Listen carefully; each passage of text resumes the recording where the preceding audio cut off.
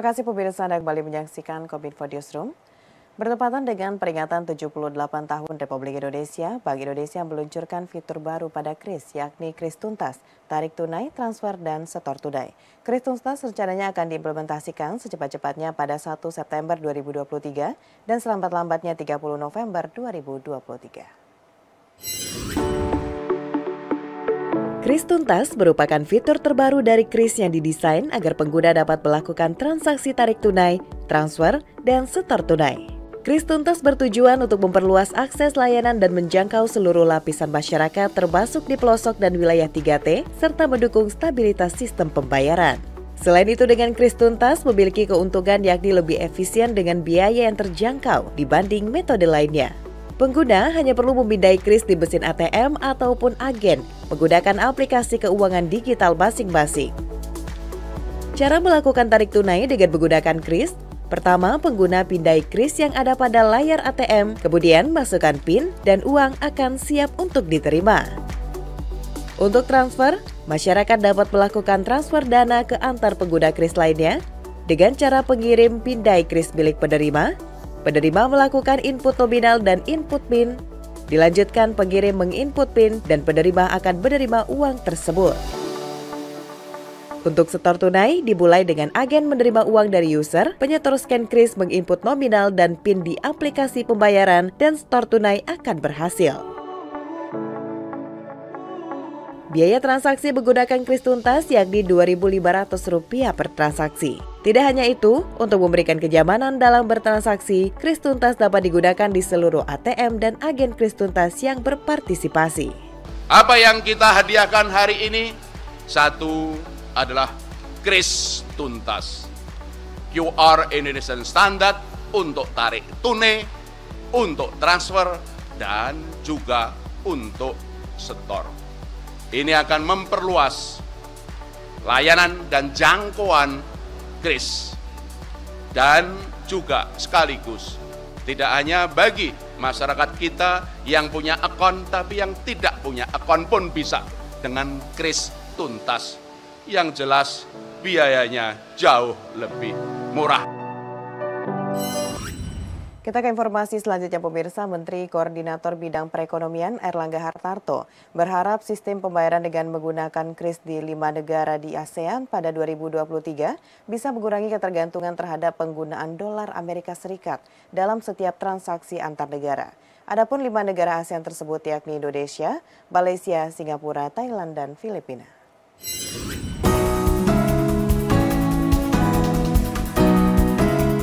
5 negara ASEAN yang terdiri dari Indonesia, Singapura, Malaysia, Thailand, dan Filipina telah menyepakati kerjasama pembayaran lintas negara ASEAN dengan menggunakan QR Code atau e-wallet. Dalam kerjasama tersebut, kelima negara ASEAN menyepakati penggunaan QR Code, face payment, data, RTGS, dan transaksi mata uang lokal sebagai salah satu metode pembayaran di kawasan. Menteri Koordinator Bidang Perekonomian Airlangga Hartarto mengatakan, perkembangan konektivitas pembayaran regional dan mekanisme transaksi mata uang lokal dapat memperkuat stabilitas keuangan dan meningkatkan integrasi ekonomi di ASEAN. ASEAN Local Currency Transaction Framework kemarin yang sudah ditandatangani, beberapa negara seperti Thailand, Malaysia, Filipina ini sudah siap secara bilateral. Nanti kita masuk lagi di ASEAN 5, negara ASEAN 5. Nah tentu kita berharap bahwa semuanya ini bisa berlaku reciprocal. Orang Malaysia bisa menggunakan currency mereka, Indonesia menggunakan rupiah, kalau ke Thailand, ke Filipina, ke Malaysia. Nah tentu ini akan mengurangi exposure dolar, jual beli, itu kurs kan ada deltanya. Nah ini dikurangi sehingga rupiah akan semakin kuat. Melalui QR Code Payment antar negara, Menko Airlangga berharap transaksi digital menjadi lebih mudah, cepat, dan aman, sehingga dapat meningkatkan perdagangan maupun pariwisata di kawasan ASEAN. Sehingga tentu kalau transaksi di bawah $100, harapannya UMKM di ASEAN, ya tentu makanan minuman menjadi salah satu favorite lah untuk di regional. Keripik duren misalnya kan, tentu kita bisa dorong. Jadi bukan hanya durennya tapi keripiknya pun bisa di e-commerce kan. Nah, kalau anak-anak muda sekarang kan urusan kosmetik yang bisa juga didorong. Nah kita punya banyak produk herbal misalnya. Nah itu bisa juga asal packagingnya menarik. Nah ini bisa didorong untuk perdagangan ASEAN. Pemirsa, 2 hari lagi pertemuan internasional ASEAN Ministerial Meeting on Transnational Crime (AMMTC) akan segera digelar di Indonesia, tepatnya di Labuan Bajo. Direncanakan kegiatan ini akan dibuka langsung oleh Presiden Republik Indonesia Joko Widodo. Asian Ministerial Meeting on Transnational yang akan digelar di Labuan Bajo pada 20 hingga 23 Agustus 2023 mendatang direncanakan akan dibuka langsung oleh Presiden Joko Widodo dan akan dipimpin langsung oleh Kepala Kepolisian Republik Indonesia Jenderal Listio Sigit Prabowo selaku Ketua AMMTC 2023. Event internasional ini akan dihadiri oleh delegasi dari 10 negara Asia Tenggara yakni Brunei Darussalam, Kamboja, Laos, Myanmar, Malaysia, Filipina, Singapura, Thailand, dan Vietnam serta Indonesia sebagai tuan rumah. Pertemuan setingkat menteri ini akan membahas isu-isu kejahatan lintas negara di Asia Tenggara untuk mendorong kerjasama lintas negara ASEAN untuk dapat mencegah dan memberantas kejahatan internasional. Adapun isu yang akan dibahas pada AMMTC ke-17 yakni terorisme, perdagangan orang, kejahatan dunia maya, penyelundupan senjata, perdagangan satwa liar, perdagangan obat-obatan terlarang, pencucian uang, kejahatan ekonomi internasional, pembajakan laut, dan penyelundupan manusia. Sementara itu negara mitra dialog yang direncanakan datang pada AMMTC ke-17 ini yakni China, Jepang, Korea Selatan, hingga Timor Leste sebagai negara peninjau. Gelaran yang awalnya dilaksanakan setiap 2 tahun sekali ini berubah menjadi event rutin tahunan sejak tahun 2017. Dipilihnya Labuan Bajo karena Labuan Bajo menjadi salah satu destinasi pariwisata super prioritas yang dikembangkan oleh pemerintah. Indonesia bakal menggelar ASEAN Indo-Pacific Forum pada 5 sampai dengan 6 September 2023 mendatang. Forum tersebut merupakan flagship event dari ASEAN Summit 2023. Pada forum tersebut akan membahas beberapa isu utama terkait ekonomi, salah satunya infrastruktur hijau, digitalisasi, tourism and creative economy yang diharapkan dapat menjadi perekat yang dapat membangun perdamaian dan juga kerjasama di kawasan.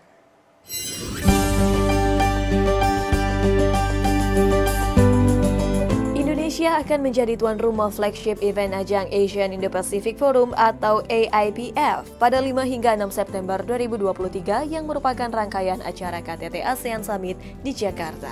Selama keketuaan ini, Indonesia ingin melihat penguatan kerjasama konkret dari Asian Outlook on the Indo-Pacific yang menekankan prinsip inklusivitas dan kerjasama ekonomi serta kerjasama pembangunan. Forum AIPF tersebut akan dihadiri oleh sejumlah eksekutif yang terkait dengan kegiatan ekonomi, lembaga keuangan internasional dan regional, pengusaha BUMN, dan kepala negara. Wakil Menteri Luar Negeri Republik Indonesia Pahala Nugraha dalam konversi pers mengatakan, pada keketuaan Indonesia mengusung tema Asian Matters Epicentrum of Growth. Pada AIPF tersebut akan membahas beberapa isu utama terkait ekonomi, salah satunya infrastruktur hijau, digitalisasi, tourism and creative economy yang diharapkan dapat menjadi perekat yang dapat membangun perdamaian dan juga kerjasama di kawasan. AIPF akan dihadiri 900 peserta dan nantinya Presiden Republik Indonesia dijadwalkan akan menghadiri pembukaan forum tersebut. Selain dilakukan diskusi panel, AIPF juga akan menampilkan proyek dan pertemuan bisnis. AIPF ini merupakan salah satu kesempatan bagi Indonesia yang saat ini menjadi keketuaan ASEAN.